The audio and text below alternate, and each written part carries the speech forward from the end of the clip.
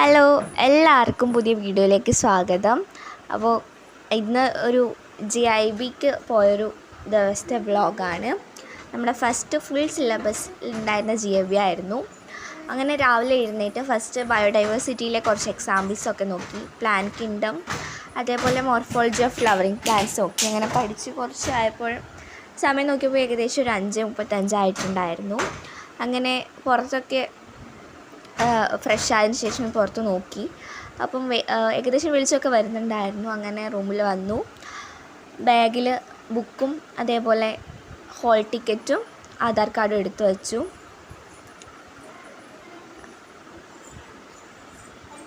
അത് കഴിഞ്ഞ് ബ്രേക്ക്ഫാസ്റ്റ് കഴിച്ചു. ഇതിപ്പം അമ്മ വിശക്കുമല്ലോ എന്ന് പറഞ്ഞിട്ട് ബിസ്ക്കറ്റൊക്കെ എടുത്ത് വെച്ചിട്ടുണ്ടായിരുന്നു. രാവിലെ ആയിരുന്നു എക്സാം 10 മണിക്ക്. അതുകൊണ്ട് തന്നെ ഇവിടുന്ന് സൺഡേ ആയതുകൊണ്ട് രാവിലെയുള്ള ബസ് ഉണ്ടായില്ല. അങ്ങനെ ഒരു 6:45 ആയപ്പോൾ ഓട്ടോനാണ് പോയത്. 6:45 ഓട്ടോന് പോയി. അവിടുന്ന് ടൗണിൽ നിന്ന് ബസ്സിന് കയറി. അങ്ങനെ ബസ്സിന് കയറി. ഏകദേശം കുറച്ച് രാവിലെ ആയതുകൊണ്ട് തന്നെ വലിയ തിരക്കുണ്ടായിരുന്നില്ല ബസ്സിൽ. അതുകൊണ്ട് സ്റ്റോപ്പ് കുറവായിരുന്നു. കൃത്യം 8 മണി ആയപ്പോഴേക്കും ഞങ്ങൾ സ്കൂളിലെത്തി. ആരും ഉണ്ടായിരുന്നില്ല. അത് കഴിഞ്ഞ് ആൾക്കാരൊക്കെ വന്നു.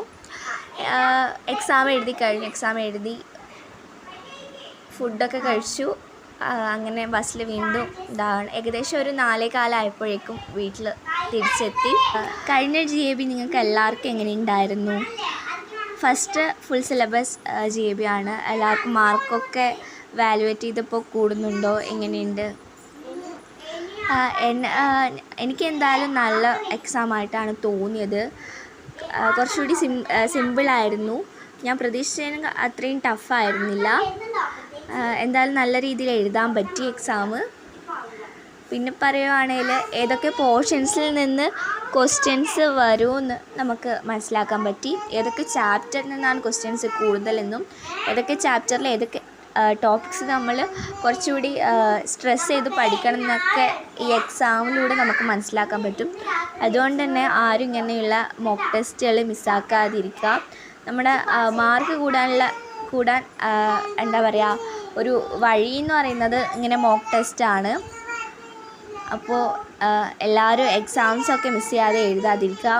എക്സാംസിന് മാർക്ക് കുറയുന്നൊന്നും വിഷമിക്കാതിരിക്കുക. നമ്മുടെ പ്രയത്നത്തിന് എന്തായാലും നമുക്ക് തക്കതായ മാർക്ക് കിട്ടും.